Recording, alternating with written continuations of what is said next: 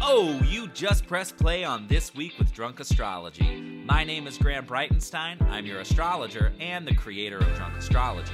If you're looking for someone to make astrology make sense to you and for you, well, my friend, you have come to the right place. Here on this podcast, we discuss the weekly cosmic weather. And when we break it down, we break it down. I believe that astrology can be used as a tool to inform your daily decisions and enhance your day-to-day life.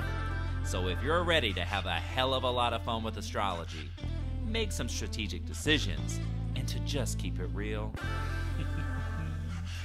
well, that journey starts right now. Yeah, I got an attitude. Huh. Did you say something smart? Smart! 'Cause I like confrontations, baby. Oh, what's up, Mr. Big Stuff? Who do you think you are? Guaranteed to spend your money, baby. 'Cause you know I'm worth the wait, And I bet your bottom dollar that I can make you holler. It's a shame, your heart will break. Ow! Drop my pencil, purposely, that's right. Been down to pick it up. Why is everybody staring at me? Mirror, mirror, I'm so pretty. On the wall, can't handle myself. Who's the fly? Say what? Of them all, it's me. 'Cause I'm cold, blooded, yeah. Boy, who does it belong to? Cold-blooded, yeah. Got you thinking, who's that lady? But it ain't that complicated, 'cause my name... Actually, maybe this week it is a little bit complicated. Maybe because this podcast is being recorded in the midst of 2 natural disasters. That is correct, Astro folks. 2 natural disasters taking place at this very moment in the city of Los Angeles. We are in the middle of Hurricane Hillary, and just before pressing record on this here podcast, a 5.5 magnitude earthquake just took place. So don't tell me ever that I don't love you and that I do not stand behind this business and the value I aim to bring to your lives. My, oh my, what a way to start off a new week. And this Sun-Neptune quincunx that we talked about last week, well, Neptune in Pisces being the god of the sea, bringing up all the water, all the friggin' water. And let's see, is there any Uranus involved in here? Let's see. Let me just take a look at last week and just see. There was a trine to Uranus on Friday. Because Uranus is earthquakes. That's what he does. What about on Monday? Oh, there it is. We've got a Libra moon quincunx to Uranus.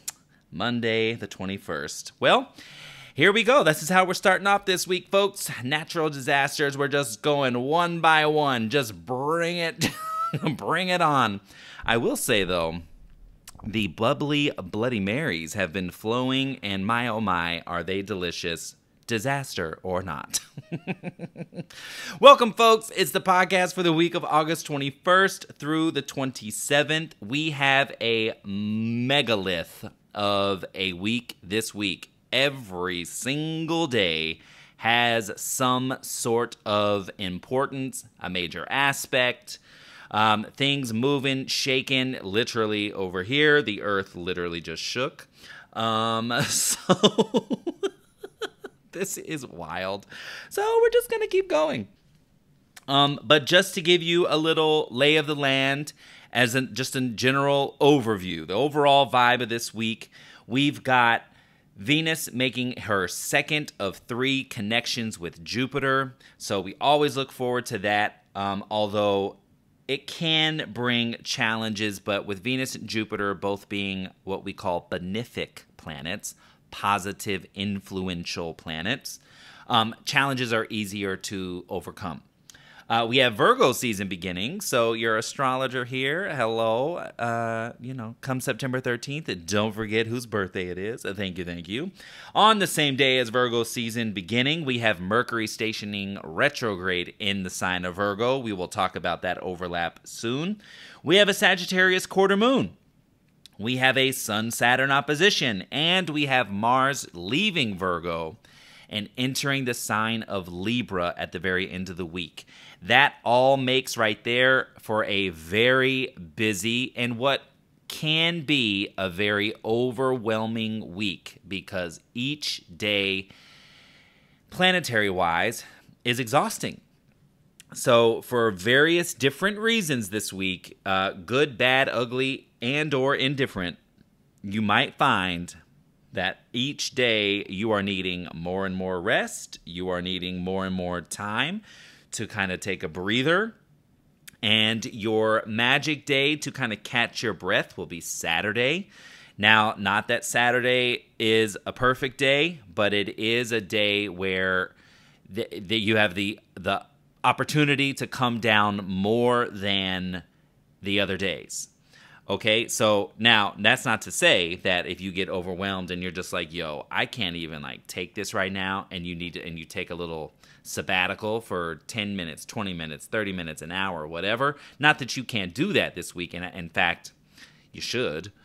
But overall, to kind of take everything from this week and process, sit with it, take a second, reflect. Saturday looks to me like the best day to do that. So just keep that in mind, that Monday through Friday and Sunday itself too, there's energy shifts taking place. There's beauty in the madness, but overall it's a little bit of a cosmic madhouse this week. My notes are all over the place, so I'm gonna do my best to follow. I wanted to be very thorough this week, and granted, all the information is very thorough. It is all over the place. I will say, be sure you stay tuned for the end of this episode to get your list of do's and don'ts based on this week's aspects, okay? That is what I aim to do with you here on This Week with Drunk Astrology. Get you in line with the cosmos and with things to do and things to avoid, okay? Now, let's just take a look at, let's actually get to, I'm going to do a quick little news board situation now before we get into the major transits, because there's so many major transits that I'm going to need the time to do that. And news board, not so much. News board, I want to start off with shouting out new Daily Dose of Stars subscribers, because you all have been coming in and I have been missing shouting you out. So Marianne Stoppelmore, welcome to Daily Dose of Stars. Priscilla Orta, Olivia Berry, Candace Helfrich, and Kaylee Collar, that's my Taurus bestie. All of you are new subscribers, new-ish subscribers to a Daily Dose of Stars, and I just want to officially welcome you. And also use that as a segue to give all of the weekly podcast listeners a chance to know what's happening over at A Daily Dose of Stars, because it could be something that you're looking for. So on Daily Dose, it's a daily podcast where I break down the aspects, the moon's aspects that day, and the planetary aspects that day. Now, this month, I just started doing a monthly overview. So come September 1st, we're going to do a whole look, and I'm going to give you all the hot dates to mark down and things that are good for those days, right? So you can take the energy as you move throughout the month and you know what's coming, right? Because here on the weekly, we give you a week overview. On the daily, you get on the day, but sometimes it's really helpful, actually all the time, it's helpful to know what is coming ahead. Now, also, I surveyed a lot of you, and I got a lot of feedback that said, if you taught astrology, if you taught courses, I would be the first to sign up. So, you have spoken and I have listened. I am going to be doing some education through a daily dose of stars. And this week in particular, I am going to teach you how to track the eclipses with Mars in Libra. Okay? So we are going to get into more little astro geekiness on a daily dose of stars. So if you are cosmically curious, if you are astro curious and you want to learn how, some of the tricks of the trade, how you can do something like, oh, well, the eclipses aren't until October, November. How can I use Mars in Libra as a way to track the eclipses? Well, yours truly is going to teach you how to do that. So if you want that little education and you want little bit by bit, okay, I'm going to do things just as they come, as they're relevant to the cosmos at the time. Okay, so I'm going to teach you in real time how to do this. And that's what we're going to do this week. We're going to look at Mars in Libra and use it as a way to track and understand why eclipse-like events can take place before and or after eclipse season is officially beginning and or over. Okay, because a lot of people are like, yo, eclipse season was cool, but it was the month after that was insane. Or it's like, oh my God, I had it all happened like 3 weeks before. I'm going to teach you how that is and why that is.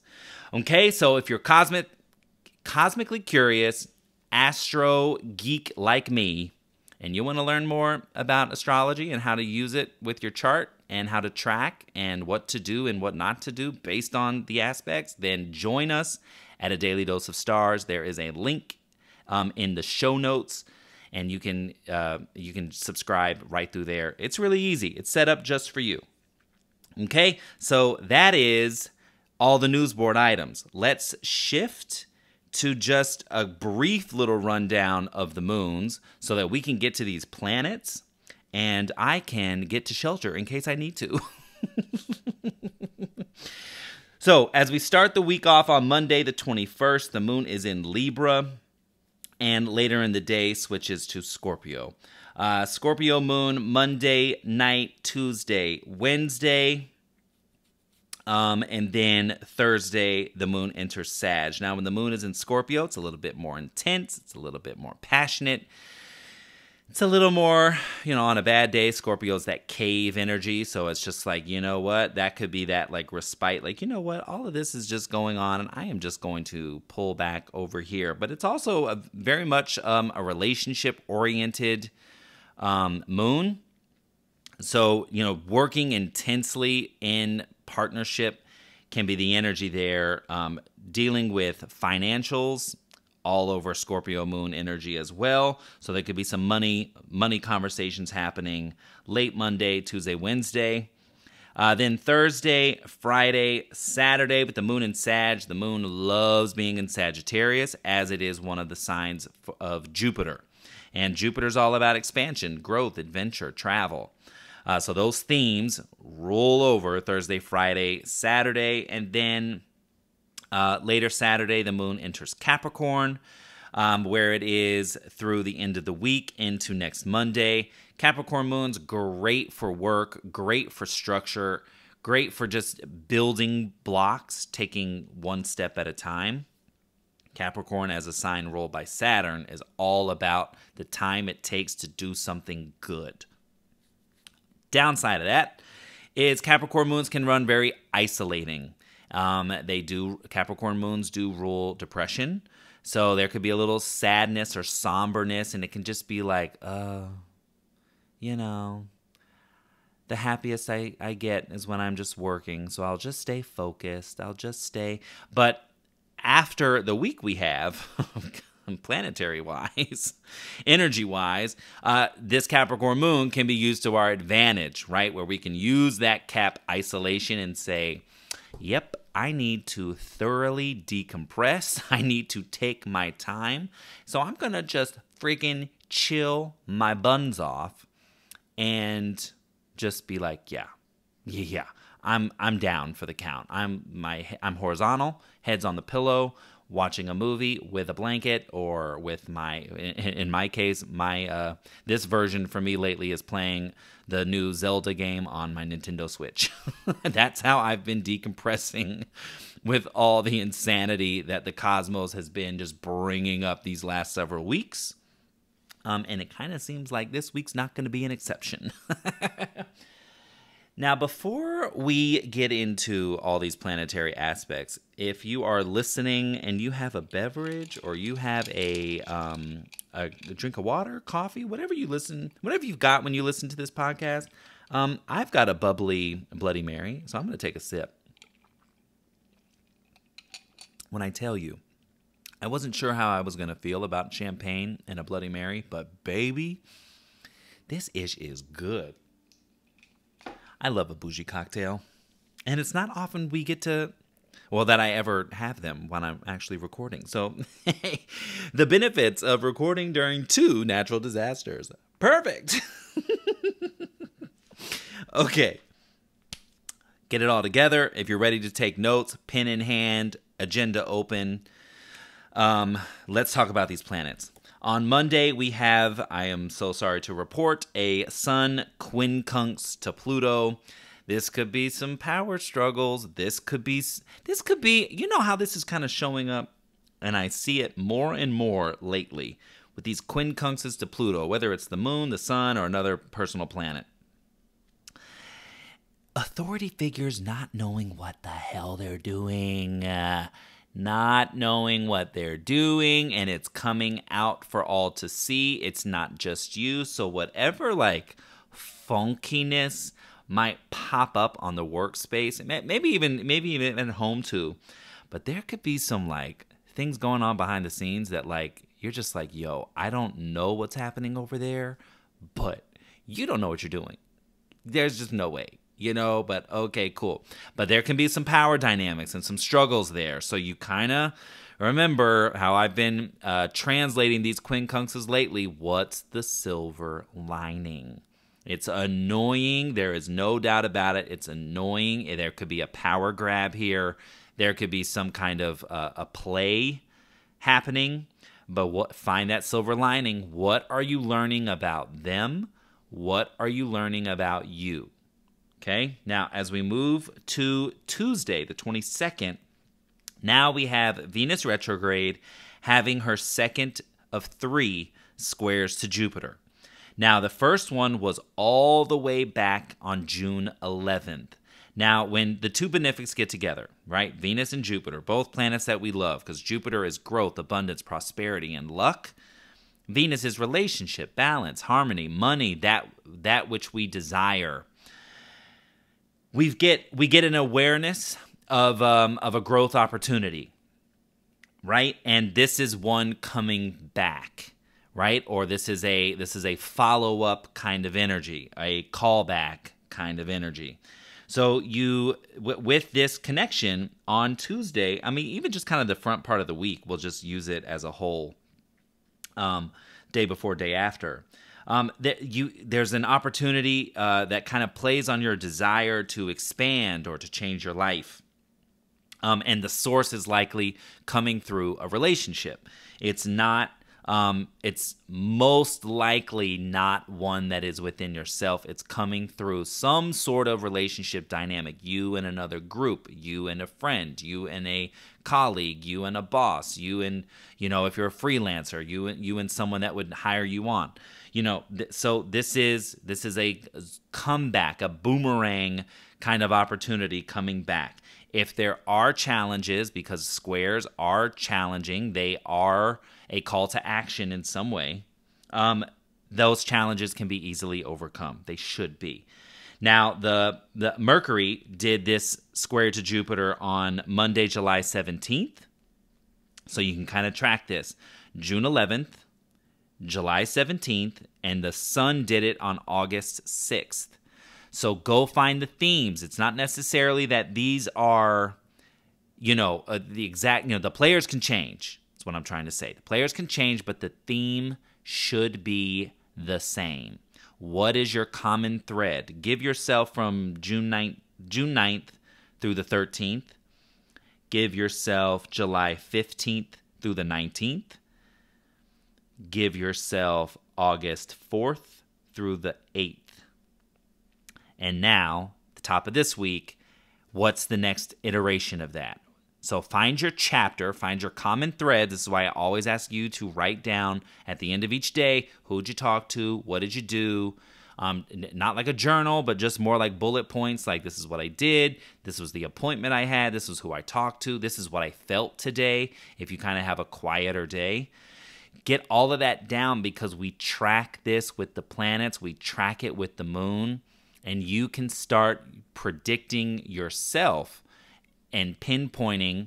I mean, always come back to Drunk Astrology, duh. But I really do want to get you, especially those of you that are cosmically curious, I do want you to start understanding how to track these things so that, you kind of eliminate, like, not that there's never a surprise again, but you don't, if there's any hardships, you're like, okay, understood. Because, it's my 4th house and my 10th house. They're opposite each other.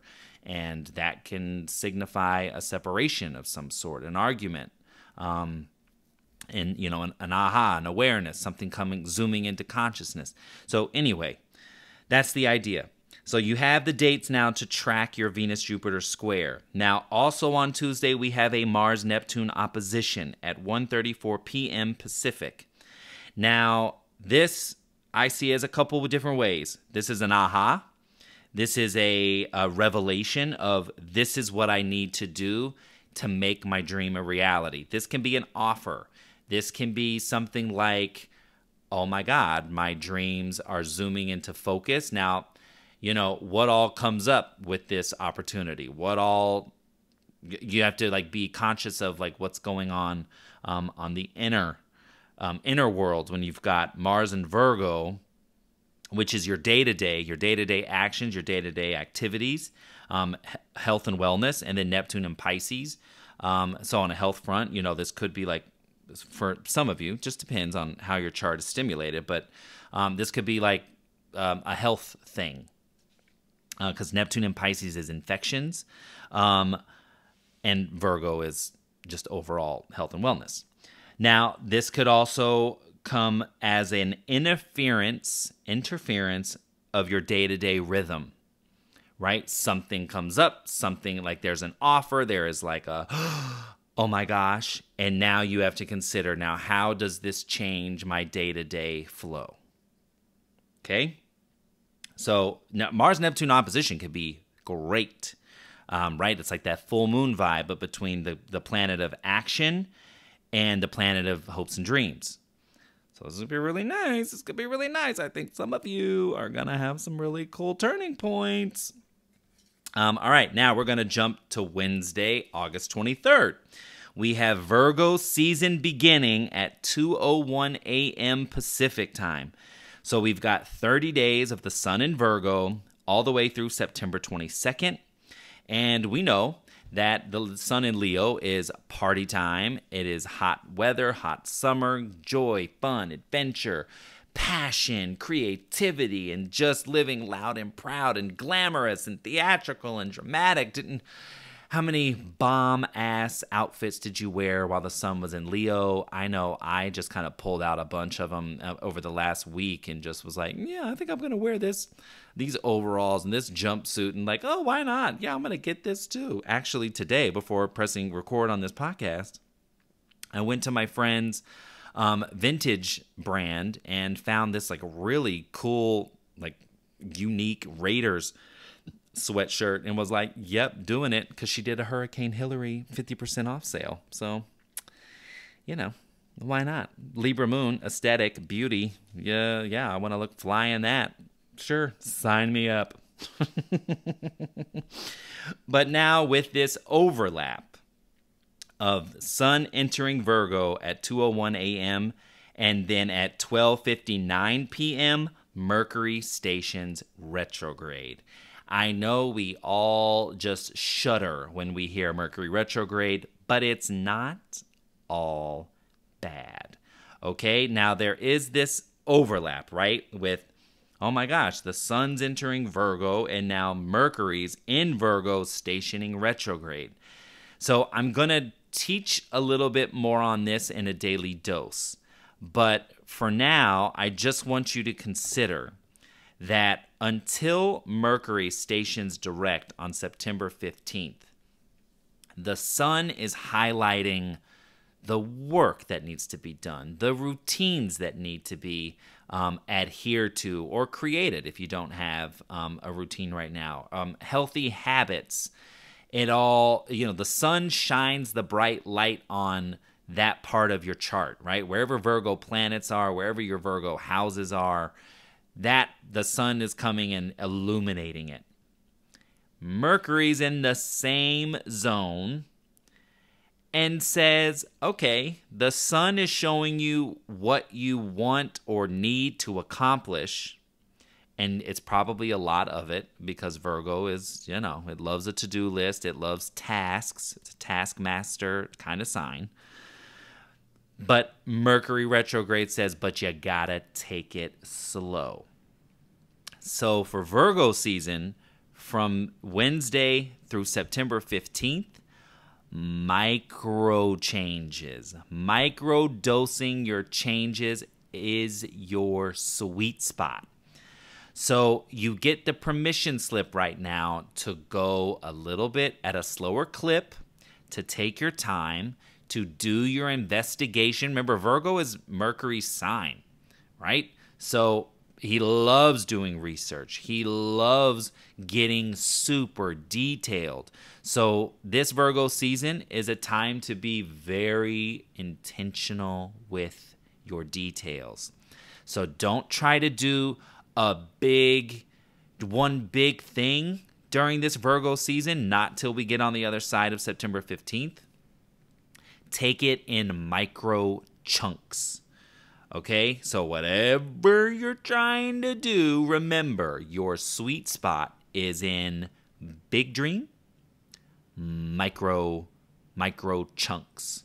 Like here, let me tell you right now. I'll tell you right now what my Venus retrograde story is because it's a prolonged Venus return for me. And the fact that I know that here my season is coming, my Mercury is also in Virgo, already in its retrograde shadow, so it's been slowing things down. I'll give you all the retrograde dates in the daily doses. So again, if that's something that you are really interested in learning more about, I encourage you to come over to the daily doses. But with Venus, my Venus return being hit 3 times in my chart, thanks to Venus's retrograde, I have been doing a huge rebrand. And we took our time. The graphic designer and I, we did not rush it, and she was such a trooper working with me. I want to say we probably took a month to really nail it down. She sent me the mood board. I sat with it for a while and was like, okay, as much as real life Graham would love to just go, yep, love it, go, do it. Astrologer Graham won in these conversations because this brand means everything to me, and the value I want to bring to you is very, very it's wrapped up in the core of who I am and what I'm here to do on this planet. So I was like, this has got to be done right, and the only way it's going to be done right during this time is if we go slow. First round of edits, we took a week to sit with it and to break down, to meet with my friend, who I actually shouted out, Miss Kaylee Collar, thank you, who referred me to my now graphic designer. But she sat down with her, walked through things with her to say, okay, what do I like, what don't I like? Because I don't know graphic design, and I need help with the lingo. And then round 1 of edits, she took her time. I took my time to review them and to meet with Kaylee again and another friend who works in graphics and to get very clear about what this all is. And it's like, oh my gosh, the closer we got, I was like, oh my God, I just want to say like, yes, this is it. Like, give me all the assets now so I can like go refresh my website, go refresh my social, go refresh my email signature. Like, I want to do it all now, now, now. That was every bit of my being. And astrologer Graham was like, hey, Graham, you're going to take your time. Take your time so it's all done right. And that it's truly reflective of what you want this brand to represent and emulate. And by golly, am I so glad that I listened.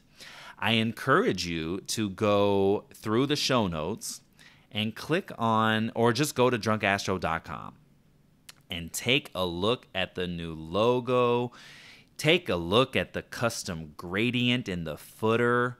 Take a look at some of the new photos, the new layout. Just get your hands and eyes on that new because she is a beauty.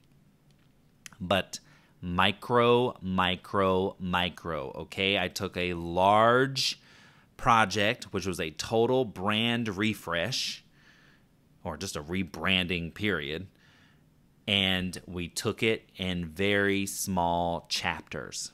That's the vibe. Whatever you've got going on, take a look at what the end goal is, the big picture, and break it down into small chunks.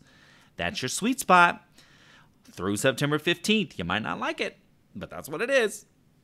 Let's move on. Thursday the 24th, we have the Sagittarius Quarter Moon. Baby, sometimes this is just harsh truths. Okay? You got to cut to the truth. But kind of beware of blowing up. Beware of the words you choose. Because Sagittarius, that energy, that sign, they are known for their one-line zingers. And when it's a quarter moon, it's like cutting to the emotional core.